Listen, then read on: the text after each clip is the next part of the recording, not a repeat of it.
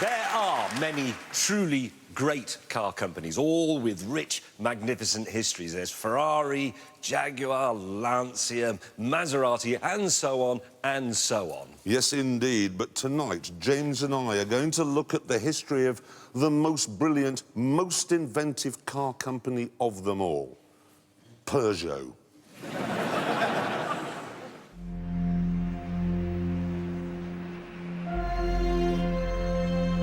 For thousands of years, there was only one way of crossing this Spartan landscape in the vast, dusty heat of North Africa. This was it.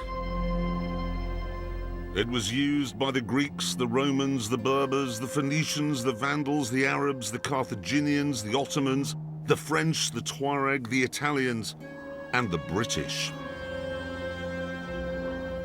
But then, in 1968, the Camel's 4,000-year monopoly was ended by the Peugeot 504.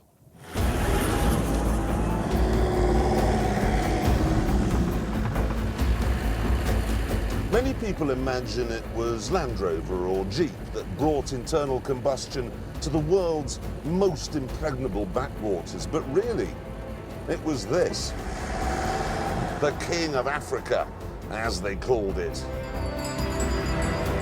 Yes, it had good ground clearance and parts were cheap. But what really endeared this mighty Peugeot to Africa was its rugged dependability.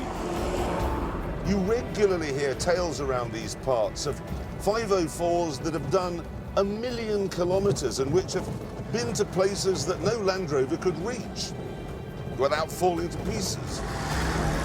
40 years ago, then, Peugeot was a byword for sturdy toughness and common sense.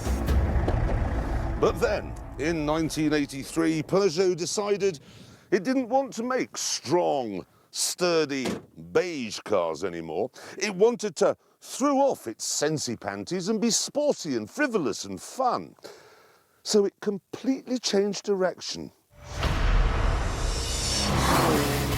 It employed a brilliant chef de suspension and came up with cars like this, the 505 GTI, a sports saloon to rival any BMW.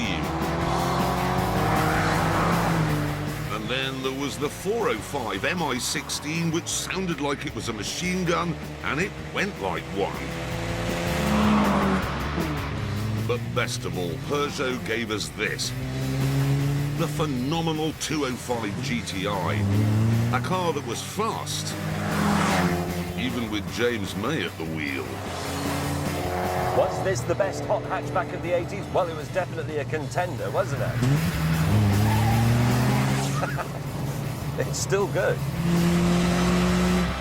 It's hard to believe that this was made by the same people who did the 504, made by the same species even.